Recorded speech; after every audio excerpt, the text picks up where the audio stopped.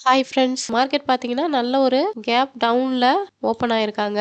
Data பார்த்தீங்கன்னா, ஒரு பியரிஷ்க்கு support பண்றனால, இந்த ஒரு லெவல கட் பண்ணி கீழ க்ளோஸ் வச்சாங்கன்னா, புட் சைடுக்கான ஒரு என்ட்ரி அப்படிங்கிறது நான் வெயிட் பண்றேன்.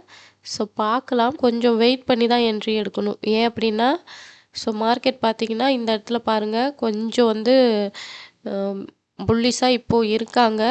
இருந்தாலும் வந்து பியரிஷ்க்கு சப்போர்ட் பண்ணாலும், க்ளோஸ் பண்ணி கீழ வைக்கிறாங்களா நம்ம வெயிட் பண்ணணும். மார்க்கெட் வந்து ஒரு மேல் நோக்கி போறாங்க.